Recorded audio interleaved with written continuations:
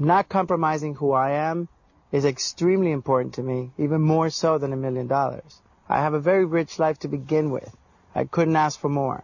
It would be just pure greed if I thought that it would be worth compromising who I am for $500,000. I mean, we did our, obviously you do your calculations of the money that you're going to get at the end of the race, and, after taxes, it's about 300-something thousand, which we do earn. You did get a lot of slack the last time you said that. I don't make excuses for the fact that I've been successful in my career. Exactly. I've worked very hard to get to where I'm at, so. It's true. How do you tell somebody that's so hungry for that $1 million that back home you have a lifestyle? I mean, the $1 million would have been nice. I mean, because it would have been free. It would have cemented. No, it would have cemented certain things that we want to do. As future plans that we both have envisioned. Yeah.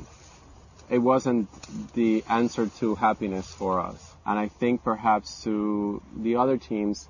Is that, I mean, they're sort of defining their happiness and what's at the end of the race as $1 million. For us, $1 million would have been the icing on the cake. Right. What we really considered to be important was, all the fun things that we were doing, all the great experiences that we've had, and that's something that, you can take away with you the experiences that you have in life.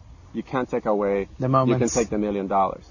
Yeah. But I think the way that we ran the race was very particular to who we are as friends, because basically while we interacted with the other teams, we still were in a little bit of a bubble, which is the Oswald and Danny bubble. Welcome to our world. Thank you for coming. It's really it's nice to have you here for the moment. But we do that. I mean, we do things our own way, and we ran the race the way we really wanted to run the race. I mean, we ran it as really good friends who were having a fantastic time around the world. We ran it as people who kept their integrity and their dignity, and I think we had a hell of a time, and that's great. I mean, we can walk away with that. That's awesome. Good times. That's all. That's all. Does the Navy and the Air Force have big rivalries here? No, not really. No? No. I have actually a bunch of friends up at the Air Force. Yeah? That's cool. Both are beautiful.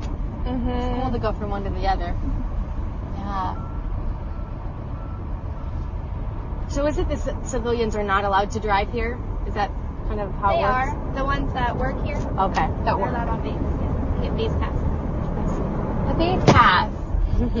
I remember base passes. Yeah? I used to live on the base. Well, when I was little. Yeah. We had a little base playground and a base. Everything. A base everything. Big community. Yeah. Cool. Commissary. Uh-huh. At least you know where you're safe. A lot of people are not. It's true. Oh, look at that building. The triangle. Is that a church on the left? Yes, ma'am. That's our church. It's pretty. That is pretty. Do people get married there? Not that I'm aware of. I know I went to West Point once, and their chapel, cadets get married there all the time. So it's kind of cool, but you have to be a cadet in order to use it. So it's kind of special, yeah.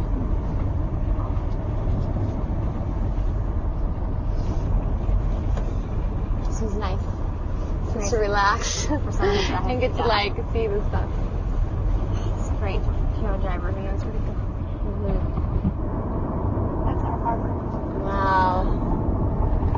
Is it bizarre to be at sea for that long and then be on land again? No, not really. Doesn't feel. Yeah, you get used to it. It's very beautiful out there. So you don't miss land?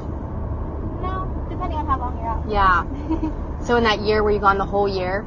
No, Solid. I was on the ship, but we'd only go out for maybe a month at a time. Okay. So. My idea of traveling is, let's see, not having to book any of my tickets, basically calling someone to do that for me, telling them exactly what I want to do in my trip and having that arranged. The day of the trip, I get picked up. Yeah, I just like to show up and have fun. I don't want to do all the work to get ready for it. once we travel, we like to stay in comfortable places where, you know, there is a concierge that will take care of things for you, and, you know, comfortable bed, accessibility to, you know, whatever cultural events are taking place in the city that we go, going to clubs at night, not really having an agenda, you know, it's just like arriving at the city and sort of like having an organic vacation and being able to enjoy ourselves and not having to say, okay, well, tomorrow morning I have to wake up at 8 o'clock in the morning and go to such and such museum. You know, if we don't go to the museum, we don't go to the museum. You know, Right. it's just something that the city will sort of take. The city will cater part, to us. yeah. We're not going to cater to the city. Yeah, for both of us right now, this is a great parenthesis in our regular lives.